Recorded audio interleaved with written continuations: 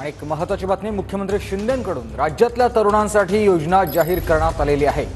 12वी पास तरुणांना दरमहा 6,000 रुपये मिळणार आहेत, तर डिप्लोमा केलेल्या विद्यार्थ्यांना 8,000 रुपये मिळणार असल्याचं मुख्यमंत्री शिंदेंनी जाहीर केलं आहे। पदवीधर तरुणांना 10,000 स्टायपंड देण्याची घोषणा मुख्यमंत्री एकनाथ शिंदेंनी केलेली आहे।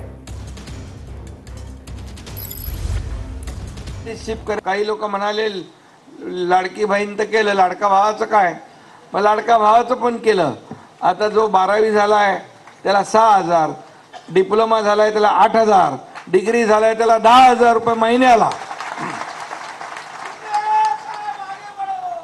आणि त्याच्यामध्ये तो वर्षभर त्या कारखान्यात अप्रेंटिसशिप करेल, त्याला तिथे नोकरी लागेल आणि ट्रेंड असं अतिशय स्किल्ड मॅन पॉवर आपल्या उद्योजकांना मिळेल।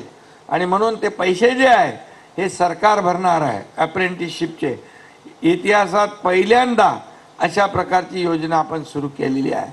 लोक म्हणाले काय बेरोजगारी, मग त्याच्यावर उपाय आपण हा काढला की का उद्योग जे आहेत, कारखाने आहेत, त्याच्यामध्ये अप्रेंटिसशिप तो करेल आणि त्याचं स्टायपंड जे आहे ते सरकार भरेल।